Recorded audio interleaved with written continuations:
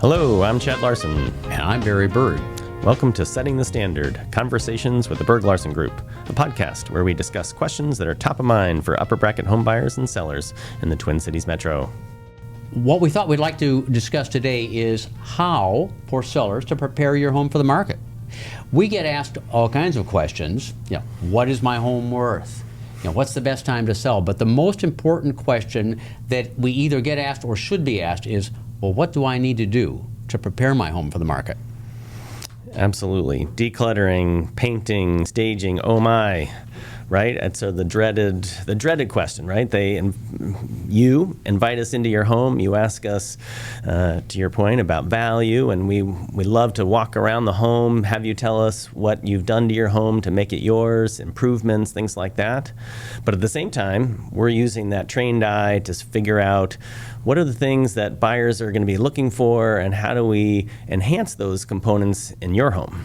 Well, and I think one of the most important things to understand is we're not selling your personal property.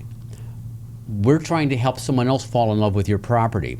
And most homeowners believe they're ready to sell sooner than they probably are.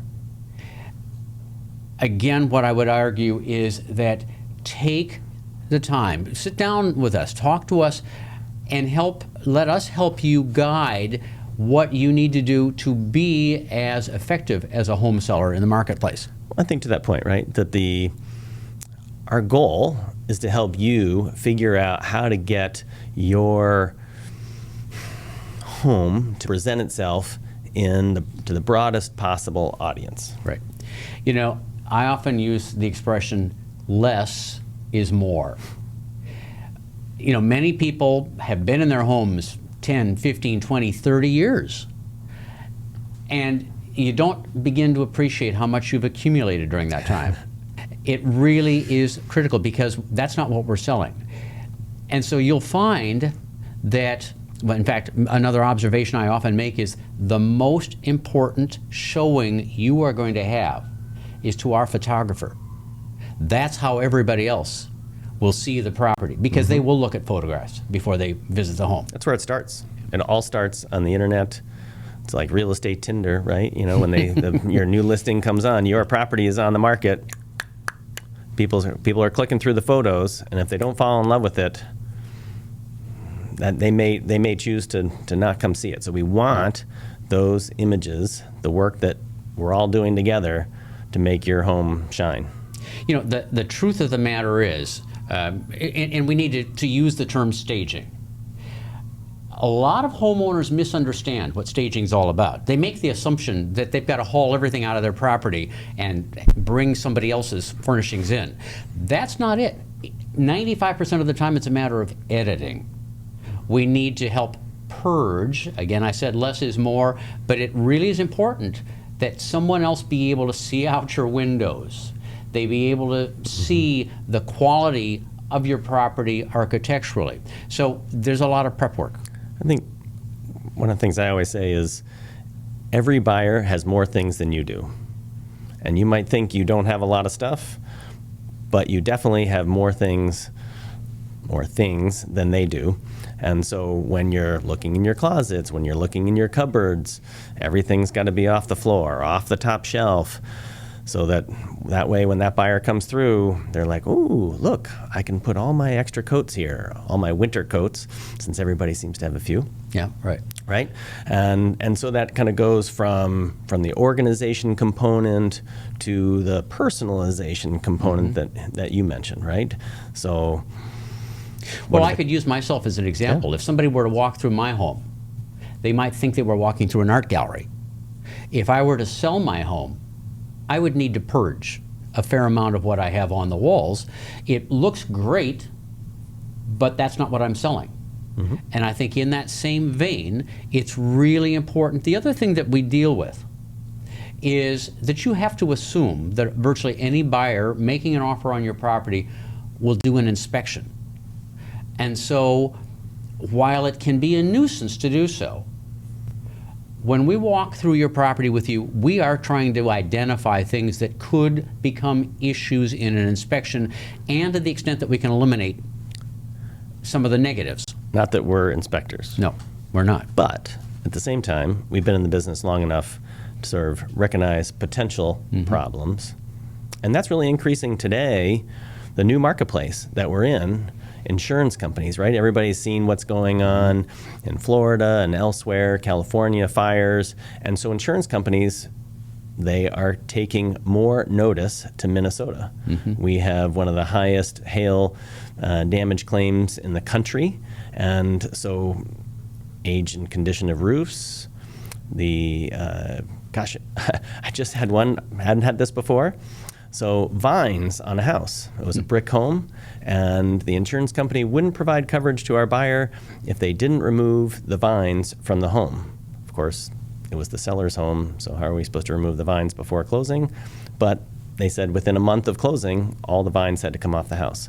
So we've heard of knob and tube wiring. We've heard of different issues that insurance companies are concerned about. But thinking about those in advance are important because now you have time to take care of them. Well, I'm going to use another example. I got a call just a couple of days ago from a client with a lovely home that I sold them a few years ago, and they have invested in that home. The home is in beautiful condition inside.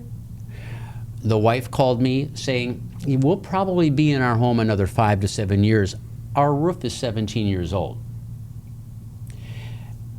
It's not leaking on us yet, but if it's another 5, 6, 7 years, what would you recommend we do? Now, theirs is a beautiful traditional home with a shake roof. Insurance companies don't like shake roofs in Minnesota these days. And even though this is a beautiful 80-year-old home that most people would say probably deserves a shake roof, my comment was, don't feel you need to replace that today, but if you expect to be selling your home when it's a 20-plus-year-old roof, assume that you're going to need to replace the roof, and then I would say replace it with a good asphalt roof. To your point, just had that with another client of ours, right? Going to be preparing to put the home on the market, an aged cedar roof, and so they replaced the roof with an asphalt shingle. But I think one of the things that sort of highlights is that every buyer, well, first, buyers don't like to do anything, right? They just want to move in, buy furniture. So, but when they do have to do work, it's always more expensive in their mind than what it might cost to do. So that's why we talk about trying to get through these projects or little things to fix, because it's going to be easier and less expensive for you to do it than the value that they might want to take off your property when it's listed on the open market. The other thing that I think is really critical, and sometimes it's tough to look at your property objectively. That's why it takes someone like us who are in and out of properties on a regular basis to look at your home with a somewhat more objective eye, because we have to help you do those things to present that property as favorably, and carpet would be a great example, as well as, you know, rooms, every room painted a different color. Don't say wallpaper. I haven't said wallpaper yet, but the minute you put up wallpaper, you got to know that somebody else would have chosen a different style. I think I told you, I just took down wallpaper. Yep. We're moving. Yep. And I had to paint my blue peacock walls. I had to remove the custom wallpaper that we had installed. My wife was very unhappy, but it made the difference. It really did. And I think that's what's so challenging even from the realtor perspective of, I love these things, I do not want to change them, but yet I know that it's going to expand the audience that would be interested in our property. Yeah. And well, it's really critical. The other thing, you know, because we find ourselves in so many situations talking with people well in advance of their marketing the property. If this were October or November and someone were to approach us saying, you know, we think we'd like to sell our home, we're probably going to encourage you to wait until late February, March, April. However, we can't recreate your beautiful yard if the leaves are still on the trees, the grass is green. So that means it may be smart to get photos of the exterior well in advance. The other thing I would say is bear in mind that the typical buyer of a single family home is someone of childbearing age. I'm a baby boomer. I'm Gen X. You're Gen X, but the reality is we don't necessarily represent the majority of the single family home buyers out there. And so if you look like us, you probably need to be thinking about what a different generation, what your children or somebody younger It's like that would skincare commercial that Yep. was just on. No. So there are, there's just, honestly, there's a tremendous amount of prep work for most people, and it can be tiring, can be wearing.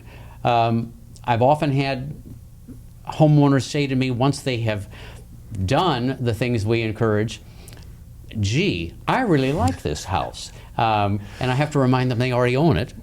So they are doing this work to help that broader market appreciate what's out there. Yeah, I would agree. I think that kind of circling back, right? I think the goal of preparing your home is to create the broadest possible audience within your own subset, right? Because every time you have your home fits here, the market is here, but yet depending on your price range and the number of buyers, everything shrinks that. And so everything that we can do to make that audience a little bit bigger can help itself for better value and what I like to say, sort of speed the sale, right? So the better condition it's in, the more like what people want, the more likely it is that someone is going to want to buy it. Right. And better to do that in the beginning, Right. so that the early buyers that are coming to see it are going to be more likely to be interested versus saying, gee, how come my house hasn't sold? Right. And then we say, well, remember we talked about potentially painting or removing that wallpaper? And then you go do it. And well, again, because I've been in the business a good long while, I have seen many markets in which we're celebrating anniversaries. And I don't mean months or weeks, but I'm talking about years on the market. I've never met a seller who wanted to make a career out of selling their home. And so all I would say is, again, call us. Let us come over and visit with you. And let us help you prepare your property. Bear in mind, we want to help you be as successful as possible in the marketing of your property. So give us a call. thanks so much. Stay tuned.